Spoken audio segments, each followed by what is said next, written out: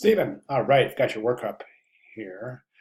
And I wish I would have done this before I got started, but I'm going to go ahead and download the PDF because it's so much more effective looking at the PDF. So here we go. This will just take 1 second. So I think we can get rid of that and we'll just go ahead and take a look at the PDF. Much better. Okay, that's Miranda's. We can get rid of Miranda's piece. Okay, let's go ahead and take a look. Okay, all right. This works definitely. As you can see, the illusion is gone now. So that's looking fantastic. Good job addressing and a little bit of detective work to find out what the issue was there. Excellent. Good kerning. Love the ligature. Nice, nice. So really good kerning, definitely. Boy, it's one spot in the kerning that's just kind of bugging me, and it has to. We didn't really talk about diagonals. So we have a diagonal next to a curve in yourself, and that creates an issue. And the issue is that the negative space at the bottom is so much wider. We can circumvent that, of course, by closing that kerning down. So that's the one spot that's bugging me, is that the Y and the O kerning is a little bit too loose. This looks fantastic. Nice relationship. I love the cover. I think it's fantastic. Very good work. Let's go to this is just working out so well. I just can't believe how gorgeous this looks. This is just gorgeous. Now, I just want to make sure, I just want to make something very specifically clear that we're kind of breaking the rules here a little bit, because in the instructions it indicates clearly that there are no images to be used in the back of the poster. I think personally it would be really neat if you were to illustrate this, and maybe even a line illustration, just using Illustrator. I think that would suffice, and it would be a lot easier to say, okay, hey, this is following the recommendations and the requirements, because it's typographic. It's a continuation of a horizontal rule that we've established for the timeline. Plus, I think that looking at this, I think this is a little bit of a disconnect. I'm just talking stylistically. I'm not talking conceptually. It's a tight fit. That the visual correspondence, everything starts to make sense when we get back there and see that pen, right? But try a line illustration in Illustrator. And I'm not saying that you don't have to adhere to a strict contour line, but see what you can do in Illustrator to illustrate that, as opposed to actually using a placed image. Now, if you're not liking the results, I would recommend that we go in Photoshop and take that color there and just change it to a hue of this red. I'm sorry, a different value of this parent hue red, or a different value, or even the same value as the same kind of yellow color right there. It'll bring it a little bit closer together. But I would like to see an illustration using this color. I think it would really I think it would be really neat. This placement right here is just a little visually heavy. Do this test. I do this test all the time. I was going to say take your glasses off. I don't even know if you wear glasses. I'm going to take my glasses off, and I'm going to take a look at this, and I'm going to squint. And when I squint at this, I can really start to see the visual weight right here. That points to hierarchy, and it kind of pulls the eye down to that corner of the composition. The danger in that is that as we enter a composition upper left, and we read top to bottom, right to left, this is clearly an exit strategy for any composition, right?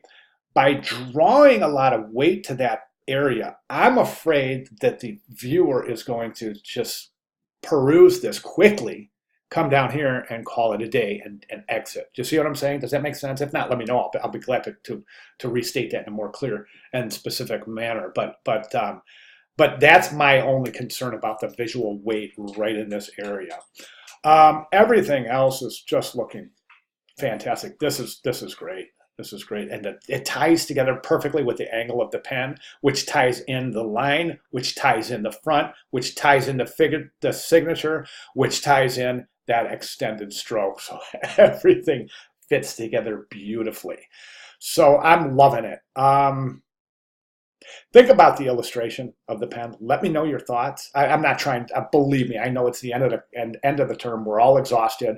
I'm not trying to throw more work at you, but think about it. Just notice one other thing here, and this might be, oh no, you're all right. I was going to say your left margin looks a little bit, your right margin looks a little bit wider, which it kind of is. You might consider shifting the whole thing. Well, check your center line, check your margins. What you do is you check your margin on your longest line here. Your rags, this looks fantastic. Some of your rags are super even, and you don't want that. You definitely want there to be a rag. What I would recommend doing is going into the announcements, and actually do this anyways. I placed a new video tutorial in the announcements area on how to adjust your rags. Your rags are darn good here, but in some areas they're almost too perfect. So you might consider adjusting those just a touch. Like that almost looks like it wants to be just a justified paragraph. But as we can see, it just almost looks like it could possibly be a mistake. Do you see what I'm saying? It's so close to perfect, but it's not. So let's just kind of, and it's very, very rare that I say, you want to give a little bit of variation in the way that your lines end and the way you develop that rag. Rags are a good thing. They're a great thing. They activate negative space beautifully. I love flush left, rag right type. That's my preferential choice in type. But I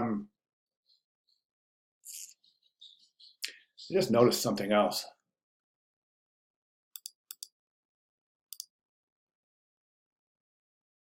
Okay, let me grab something here. Let me use this as a straight edge. Nope, it's an illusion. See, a lot of times you get these optical illusions. You really got to. That's why you always see me grabbing straight edges and using things. But that almost looked like the leading on that was wider or higher value than the leading here, but it's not. So we're good. All right. Looking great. Looking great. All right. So let me know what you think. If you want to try that, that would be fantastic. The illustration. Other than that, you're just looking stellar. One other thing I would recommend is this is, I kind of like the variation of the other darker color, but I thought the other color added too much weight. So I think this is looking pretty good. If you want to experiment with maybe a different value of this parent hue, maybe think about that. But I think this is a far superior than that really dark background. So I'm perfectly fine with this, but maybe just for giggles and grins and just go ahead and experiment with that background color just a little bit. I think that's all I have, Stephen. Oh, I wanted to mention something really quick. This is kind of unrelated, but it's still. And so we have a lot of times we take a look at our compositions and we say, okay, well, maybe you can eliminate some text, or in this case, we said, well, maybe you should eliminate some entries from the timeline. And I just want to let you know that, in the real world, if you have a client that says, I need these elements in the timeline, that's what you have to have. You don't have the choice of eliminating. We take these liberties in education because it allows you to experiment and to see what happens when we take different things away, different requirements, and we add requirements, and we take certain liberties that we're not allowed to take in a professional setting.